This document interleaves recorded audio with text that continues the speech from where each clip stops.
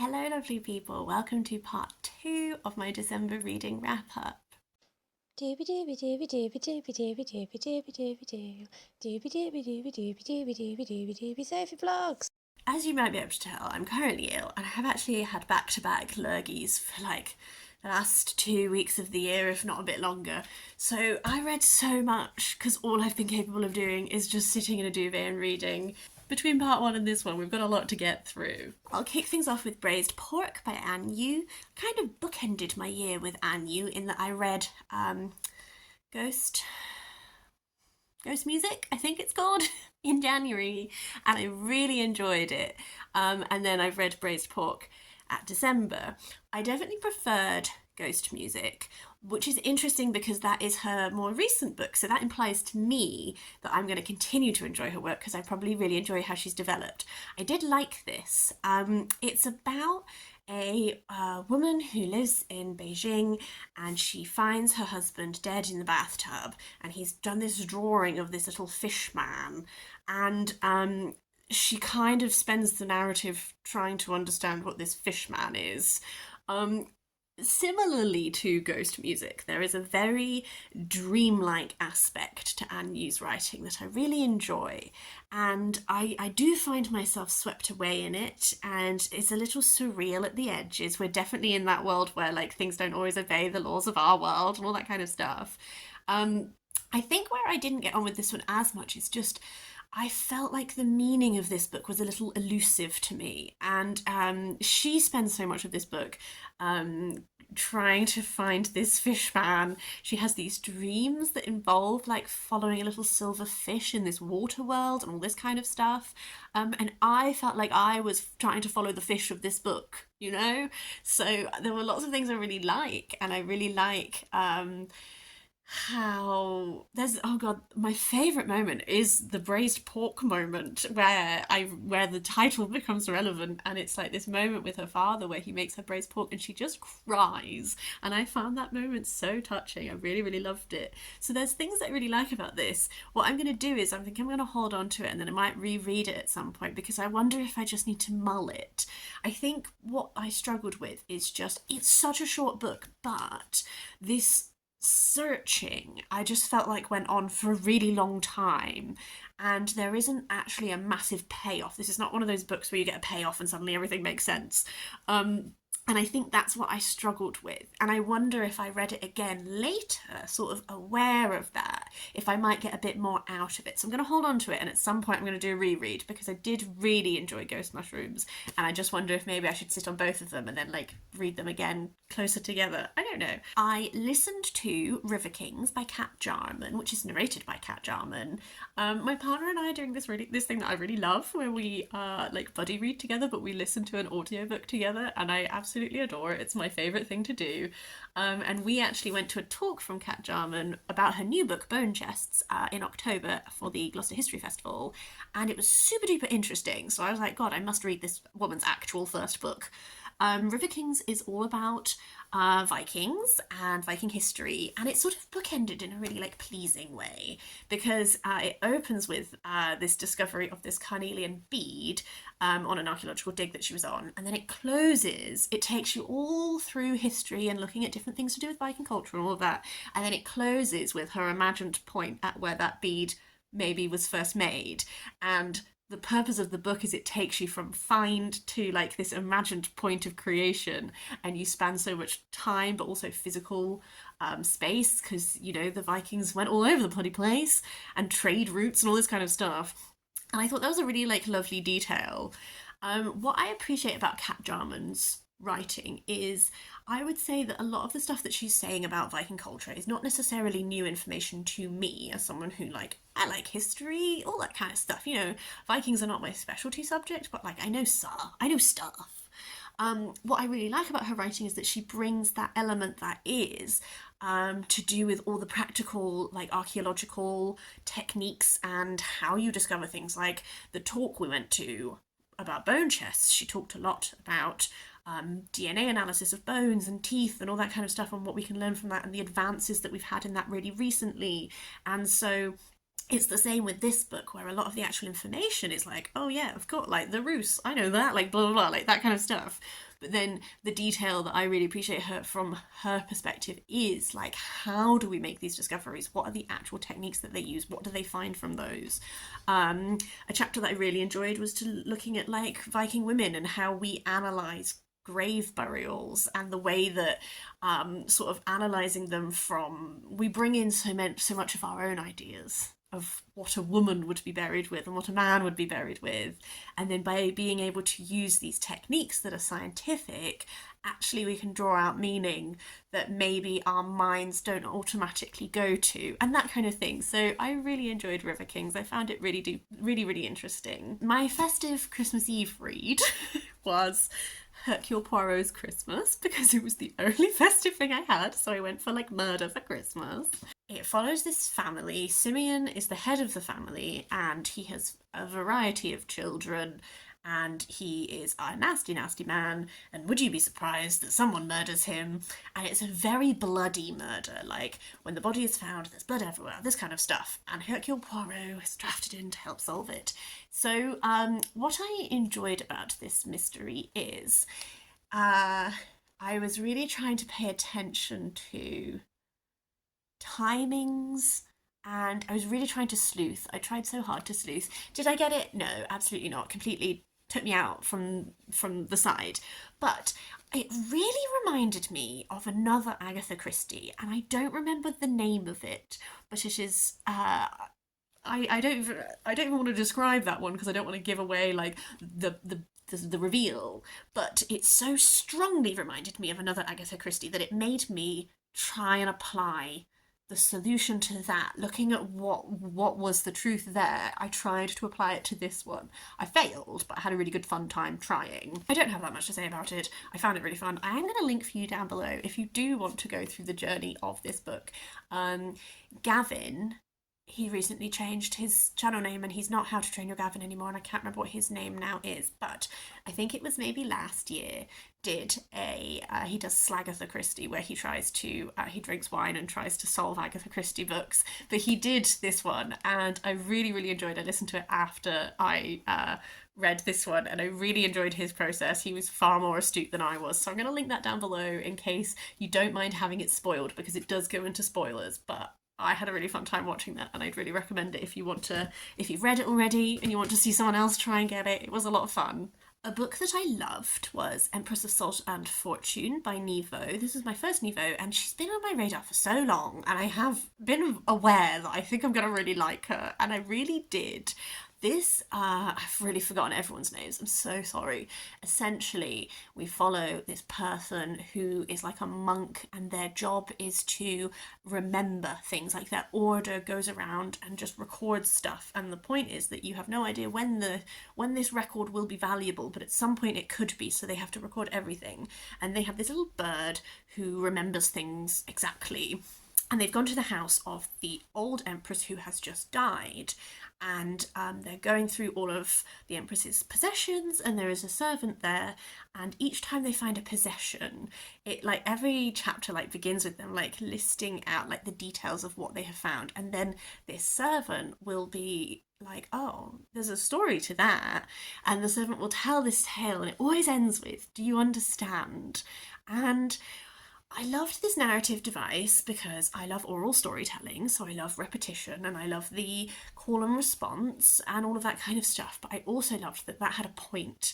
And as the tiny book developed, that understanding did come, and as that understanding comes, I just really loved it. I felt like it's a very short tale, but what I loved was this giving you just enough information each time to piece together what is actually like a complex political like stuff happening that led to a conflict, and all, you know, like you could write a massive book that is the detailing of this conflict and what happened and blah blah blah, but you're just getting it in these tiny little really intimate short little tales about items.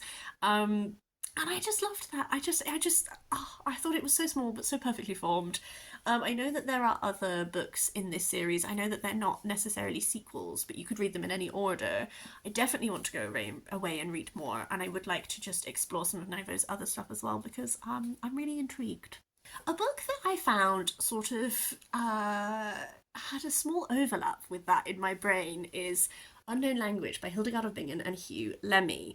Um, this is trying to describe this book is like unlike anything I've read before, and I really really liked it. There's like different parts. So it opens with an introductory story by Banu Kapil, and then you have the actual narrative that is being narrated by this Hildegard, this visionary healer who is traveling through this. It's sort of like this world in which the last judgment has come. The angels are on Earth, but they've sort of set up a dystopian regime, and people are called in for judgment, and living in this city is like being hunted. You know, when will they come for you? When will they subject you to torture and teaching and all this kind of stuff?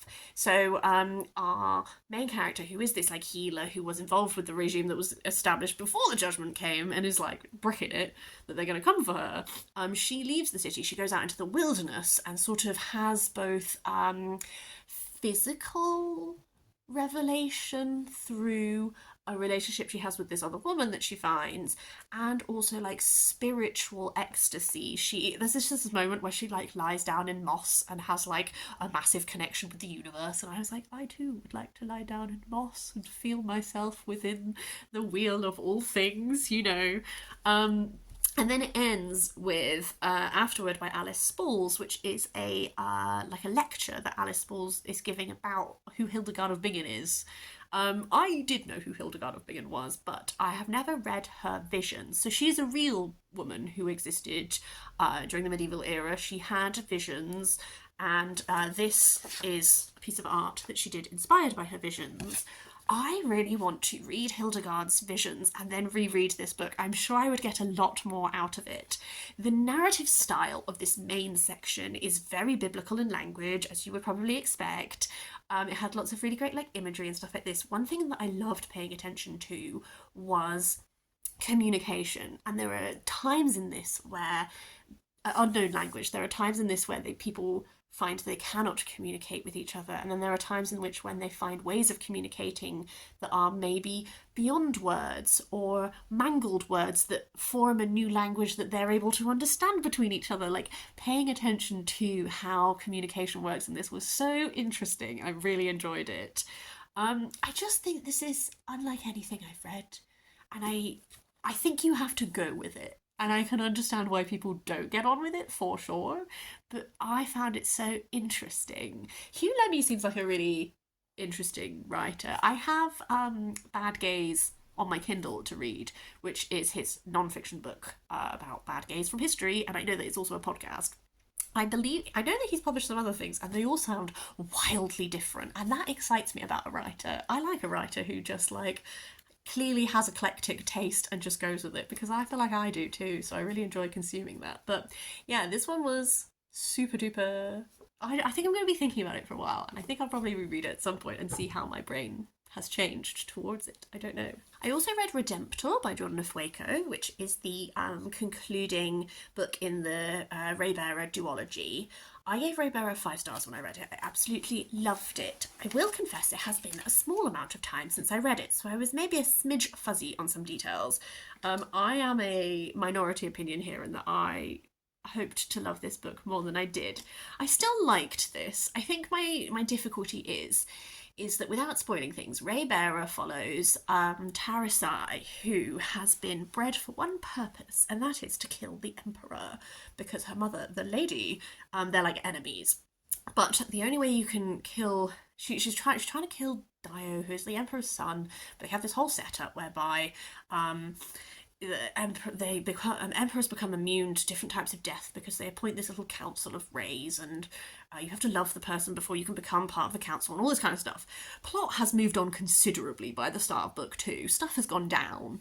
I think where I struggled with this book is pacing.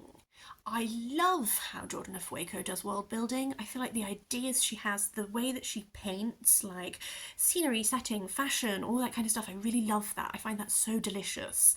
And I do like a lot of the characters. I think Deo is really great because Deo is he's asexual and that really gets explored in this book. But the bond that Deo and Tyrosai have in this book is so great, and I love that. Where I struggle is that one of the things I wanted at the end of the first book is that I was like, oh, I feel like we have like a core like 3 to 4 council members that we know quite well, and then all of the rest of them are just background characters that I don't even remember the names of. And I really wanted that expanded upon in this book to get to know the rest of them better. What happens is that council shipped off for the entire plot. They're out, they're in other countries, they're exploring other things because we've sort of found a workaround for council sickness.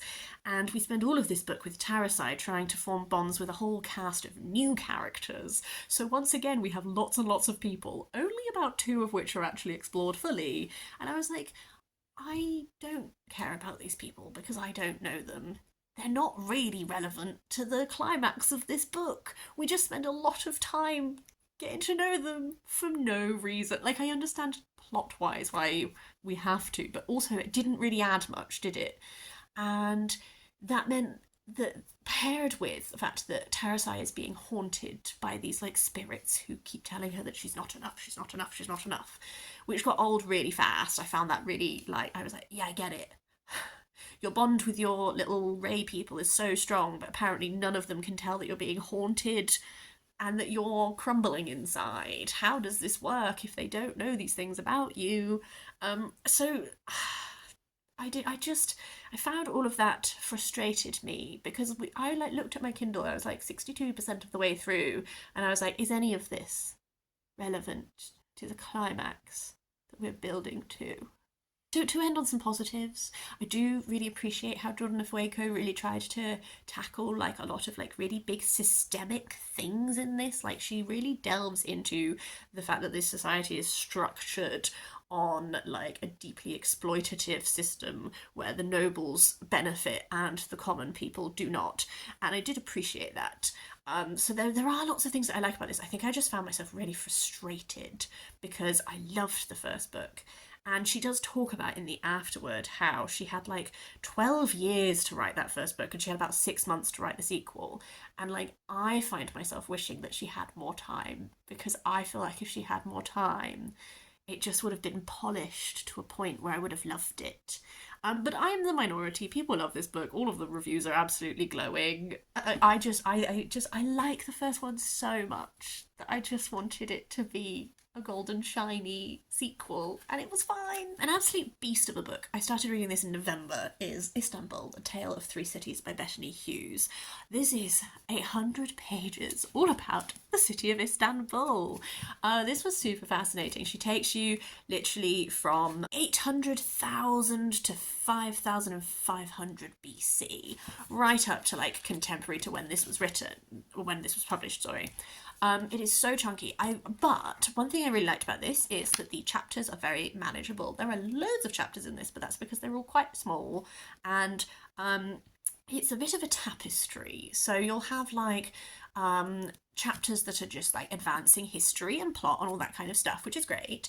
And then you'll have chapters which are sort of looking at like a topic. So there's a chapter that's all about like silk production and how important silk production was to Istanbul. And then you'll have like a chapter later that's about like, oh, this other like cultural detail. Like, I liked that interweaving of the sort of sweeping, giving you the history of something and then like focusing in on small subjects in much more depth. I think that some of the historical sections, I don't know, I felt like the first half of this really like was super strong, and then as we got more contemporary, I still thought it was good. I just think that maybe I can tell that Bettany Hughes, where her like core love of history lies. I don't know. I am really glad that I didn't get put off and intimidated and I just went for it. It has been a challenge to read sometimes because I'm having loads of arm pain. because I have not been sitting properly at my desk while I work. And that's why so many of these books are Kindle books. The challenge of trying to hold this book while not aggravating this arm further has been strong, but I've had a really great time and I'm really glad I did it. It's such a chunk. I also read The Grey King by Susan Cooper. Last Christmas I read The Dark is Rising, and it was great because it was so atmospheric, and I wanted to do another one this Christmas, and I did. This is the penultimate book in The Dark is Rising. This is, to simplify it, this is a series where it's like the forces of the light must fight back against the forces of the dark, and we just have a few small children that have to do that. I will say, Over Sea Under Stone, the first book in this series, I'm not really a big fan. I think it is, I don't love it. Every other book in this has been so deliciously atmospheric. They've been like full 5-star reads. Not because the plot is complex. The plot is very simple. This is one of those struggles where like the dark is bad, the light is good, the light people are good, the dark people are bad. Like it's not like nuanced in that element. But I just think that they're all executed in a way that I just love. Like this one is set at All Hallows Eve, and the Will, who is one of our children of the light, he's an old one and all that kind of stuff. He's been sent to Wales because he's had typhus and he needs to recover. And while he's there, he meets another boy called Bran, who has some mysterious backstory to him that we find out as it goes on. And he has to recover this harp. All of these books are about recovering something that's going to be used in the Great Conflict. But there's always a foe, and the foe is usually a great big old force who acts through people. So there's like the fearsome element of that, and then also like how man is manipulated and how man gives in to the dark, and how this grand battle is happening, but really people have every day to choose between the light and dark within themselves and all this kind of stuff. They're just so deliciously atmospheric. I just think that I really enjoy like the descriptions of place, rooting ourselves in that is always just really fun. And this one brings in some Arthurian stuff, which I really liked. It just feels like such classic fantasy, and it makes me feel like a child when I read it, and I'm just having the best time. I'm so sorry, I just like it. Okay, the final 2 books that I read this year is when this cold really set in and I've been feeling so ill and rotten. So I read Not My Problem by Ciara Smyth, which is it's a YA book that is about a dean who is in secondary school in Ireland, and I picked this up because I knew it had a sapphic romance in it. It's not really a romance book. The romance is sort of backstory. So much of this is about a dean. A dean's mother is an alcoholic and she has a lot of instability at home. And sort of what a lot of the plot is that a dean begins this thing where she starts doing favours for people. And she does people favours, and in return they will owe her a favour, and it's kind of like she's trying to solve everyone else's problems but her own.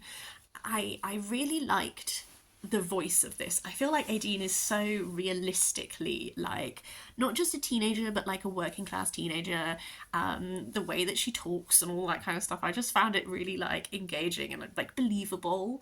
And she has such big things going on in her life. Like you really see the struggle, the instability, how much parenting role she takes on, which should be her mother but isn't, and all of this kind of stuff. Like I thought that was all handled really well. And then the way that she starts to do this thing, which begins with like someone asks her to push them down the stairs and she does it and it spirals. So that contrast of like this like deep stuff that is actually handled, I felt quite well. And then like the hilarity of some of these escapades that they have when she's trying to complete people's favours. It's really sweet how you see her form friendships. Like she only really has one friend at the start of this, and there's very much a growth cycle we go on whereby we realise that this friend is deeply toxic, and we get to see her make actual good friendships that are forged through all of these fun shenanigans and everything. And that was so lovely. And then also at the heart of it, we see Aideen accept the fact that she cannot fix everything herself and she does need to ask for help, and she is a child who should not have to fix everything for herself, and all this kind of stuff. I thought it was really great, actually. I don't read a lot of books which are set in like high schools anymore because I am 30 and I don't find that very relatable anymore. But every now and then I do because like I like a sapphic romance and that kind of stuff. But actually, like it does happen and it is also lovely. But so much of this is about teenagers dealing with their problems and all growth and all this kind of stuff. And I just really enjoyed that whole side of it. The other book that I read is The Flavor Thesaurus by Niki Segnit. It should go to show how ill I've been that I read this like it was a book because it was all I felt capable of doing. This is a thesaurus of like, it has a flavour and a description of that, and then it just matches it with other things and talks about them. It's split by this colour wheel, which gives you the different flavour categories and then the ingredients that are put in them. And at its best, this is wonderfully researched and passionate, and it gives you really great. I've turned down so many corners. I have so many ideas of food pairings that I want to try. She gives you recipes. All of that is wonderful. I think the bits that I was slightly disappointed by is that a lot of the pairings are just anecdotes from her life, or like this is a pairing and she just tells you why she doesn't like it, and or like a pop culture reference, and those bits are less useful to me because once you've read it once you're like, okay, I've gained nothing from this. So at its best, I'm hoping that this is going to really inspire me, and I've turned down all these pages, I'm going to give them a go, I'm going to try some of the stuff, and I'm going to hopefully expand my taste buds and reconfigure how I think about food pairings. I think that this will be one where like I'll be like, oh, I've got a cauliflower that I really need to eat. Let's look at what goes well with cauliflower. I'm not necessarily sure that it's gonna. I don't really understand how the wheel works. In like a color wheel shows you like, oh, this pairing. Like if this is a color wheel, like yellow and purple are contrasting colors, so if you put them together, they work really well. I don't really understand if this color wheel, if this flavor wheel has anything like that in it. I don't really know. So I'm hoping to be super inspired. I had hoped that there would be fewer anecdotes. That's just I went on holiday and I ate this and it was really nice, you know. Anyway, that is everything that I read in December. As you can see, between this one and last one, it has been a very productive reading time because I have been so ill and it's all I have been capable of doing. But also it has been lovely to end the year with some very interesting little reads. I would really love to hear if you have read any of these. As per usual, I always love to hear your thoughts on things. But also, like, did you save anything special to read over Christmas? Do you have particular reading moods? I would really love to know that. But yes, by the time you see this, it will be mid-January, and I hope your new year is going delightfully and is full of lots of joy, but also it's fine if it's not, it's just another day in it. But I hope you have a lovely day, and I'll see you next time for something different. Hopefully I'll be well again.